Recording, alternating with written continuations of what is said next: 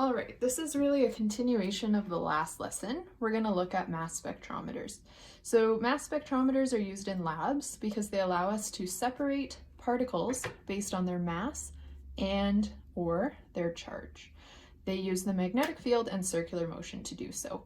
So mass spectrometers sometimes have 3 parts. Sometimes they have just 2 of the 3. Sometimes they have all 3. Depends on the equipment. So first, an ion source and accelerator. Second, a velocity selector, and 3, an ion separator. So we're going to look at each of those parts separately. So we'll start with the ion source. So here we have a little box. This box spits out ions. Because this isn't chemistry, we're not going to look at how that happens, but basically this thing, it could give off lithium ions or uranium ions or whatever it is.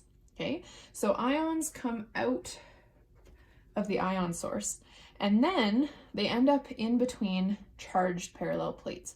So in this particular setup, we've got our positive plate and our negative plate, okay? And what these parallel plates do is they accelerate the ion. So basically you assume that when the ion passes through the positive plate, it's at rest, and as it travels towards the negative plate, it's going to speed up. Now that's only going to be true if this is a positively charged ion.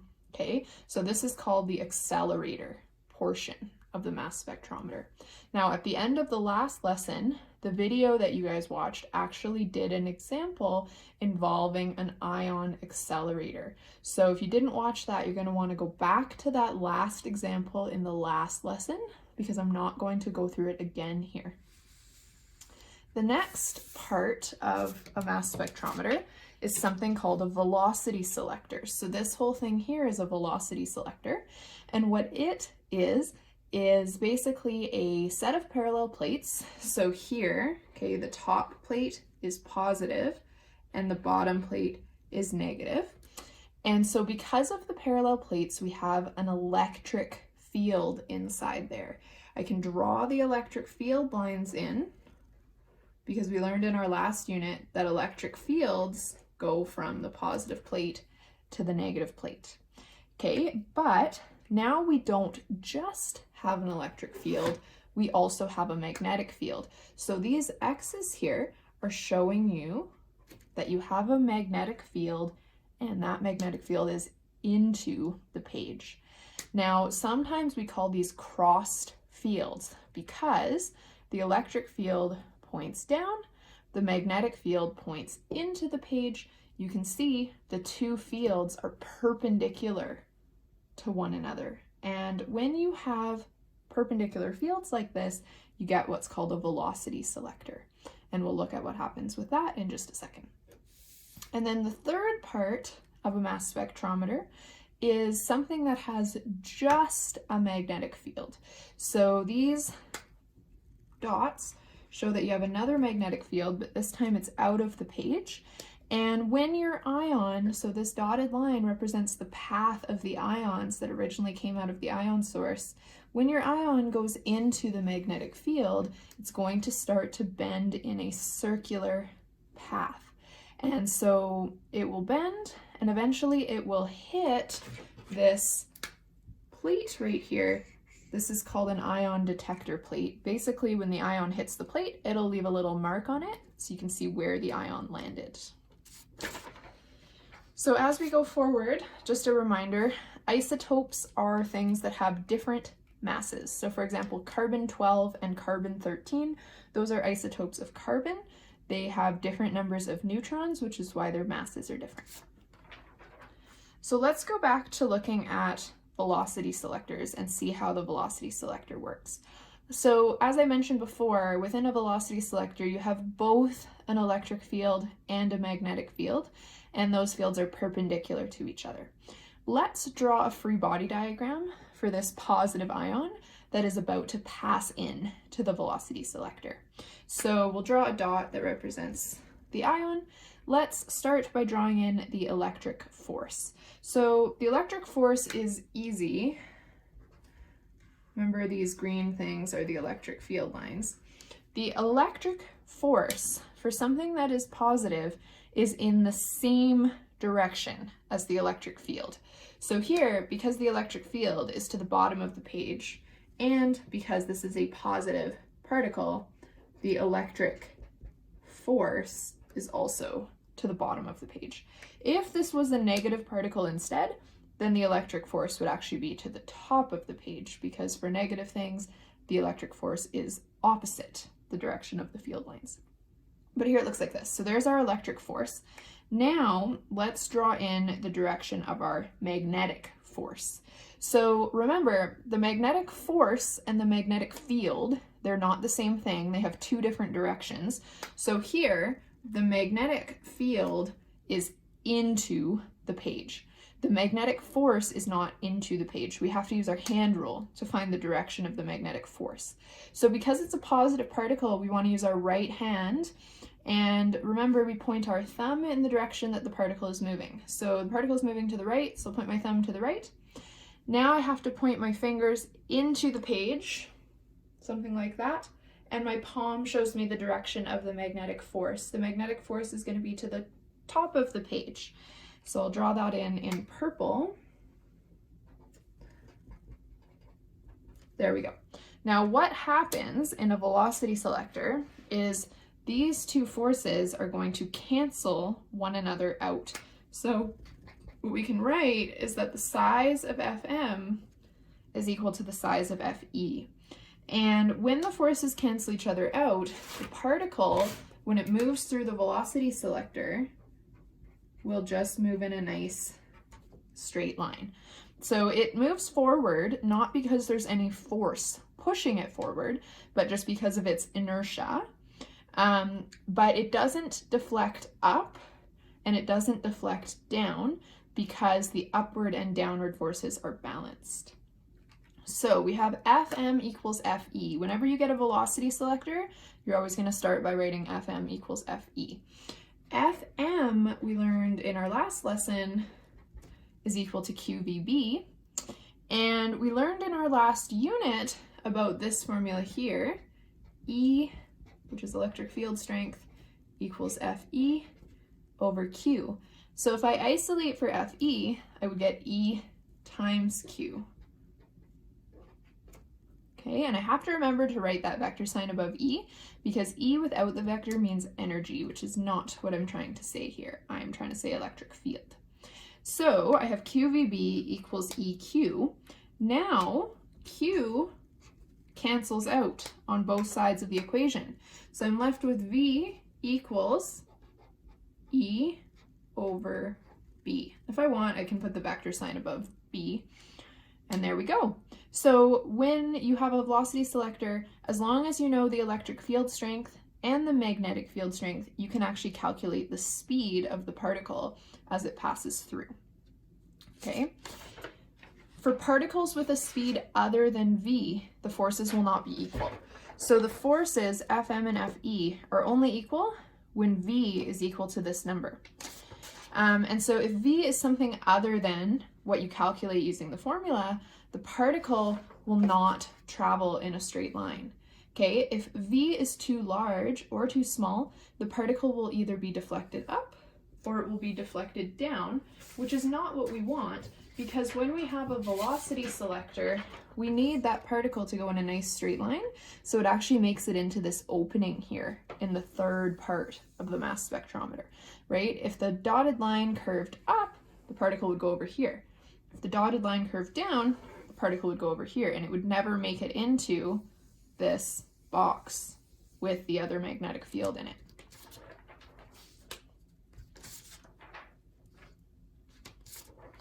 All right, so now we're going to do an example that uses what we just learned. So it says uranium-235 and uranium-239 ions, each with a charge of plus 2e, E is the elementary charge, are directed into a velocity selector which has a magnetic field of 250 teslas and an electric field of 1.25 times 10 to the 7 volts per meter, perpendicular to each other. Remember, the fields have to be perpendicular in order for the forces to cancel out. What is the speed of the particles that emerge from the selector? So we're just going to use our formula that we learned a second ago here. So speed is equal to the electric field strength divided by the magnetic field strength. And now all we have to do is plug in numbers. So the electric field strength here is 1.25 times 10 to the 7 volts per meter. And the magnetic field strength is 250 Teslas. I'm just going to calculate that quick. So that gives me 50,000 meters per second as the speed. And if we round for significant digits, so the numbers we use, they both had 3 significant digits. So we'll write this as 5.00 times 10 to the power of 1, 2, 3, 4 meters per second. There we go. Okay, example 1b. So this is still using the same information from the last question. So the ions that leave the velocity selector then pass through into a magnetic field of 2,000 Teslas. So that is like they're coming out of the velocity selector. Okay, so they're coming out right here with a speed of 50,000 meters per second. And then with that speed, they're entering a new magnetic field that's going to make them move into a circle. Okay, so the ions leave the velocity selector. They pass into a different new magnetic field of 2,000 Teslas. And we want to know what is the radius of deflection for each isotope. So what I want you guys to notice is when you have both the electric and magnetic field at the same time, you don't get circular motion. The particle just moves straight. But when you have a magnetic field by itself, because there is nothing canceling the magnetic force here, it's just the magnetic force, right? That's the only force acting on the particle when it's in region 3. What happens is F net is equal to Fm. But really, another word for F net is Fc. So in region 3, we have Fc equals Fm, whereas in region 2, something was actually balancing Fm, it was Fe. So in region 2, Fm is balanced. In region 3, Fm is not balanced. Okay, so to do example 1b, because we have Fc equals Fm, this is really going to be just like the problems that we were doing last week. So Fc is mv squared over r, and you'll notice they give us the masses of both isotopes there, and Fm is qv.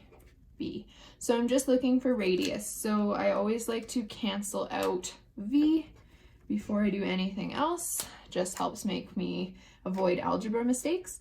So now I have mv over r equals qv. And now I need to isolate for r. So r is going to be equal to mv over qv. So now for each of these isotopes, I just need to go in and actually do that calculation. So just because I'm almost out of room, I'm going to do that on a new sheet of paper here. Okay, so I'm going to start with uranium-235. So uranium-235, the mass that they gave us was 3.9245 times 10 to the negative 25 kilograms. The speed that we calculated in the last step was 50,000 meters per second. Okay, Q is 2 times the elementary charge. They told us that in the last part in 1A. So we're going to do 2 times 1.6 times 10 to the negative 19 coulombs. And B, we need to make sure that we use the B inside of this part of the mass spectrometer. So B here is 2,000 Teslas.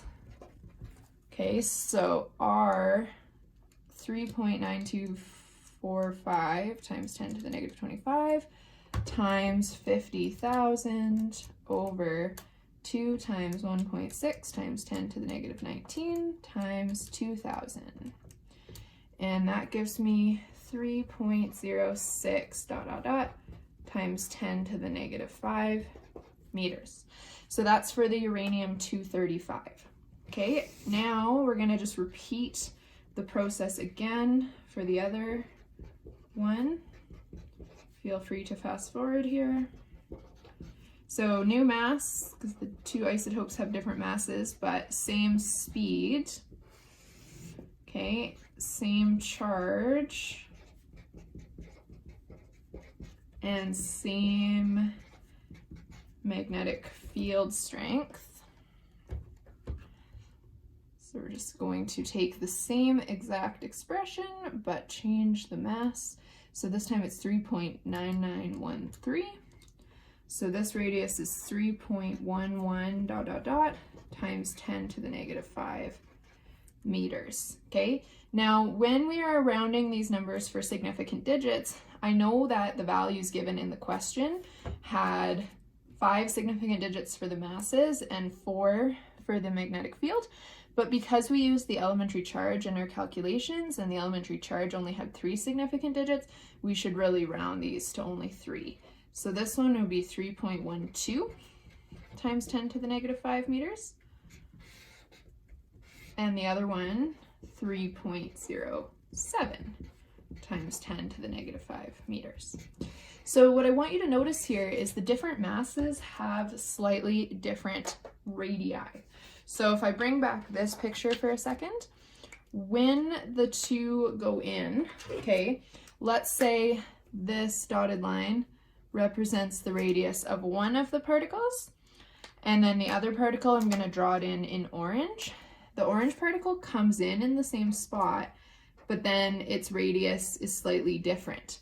So you can see the larger radius here would correspond to uranium-239. So you can actually tell which one. The purple would be the uranium-235, the orange would be the uranium-239, and you could tell them apart just by seeing where they land on the ion detector plate.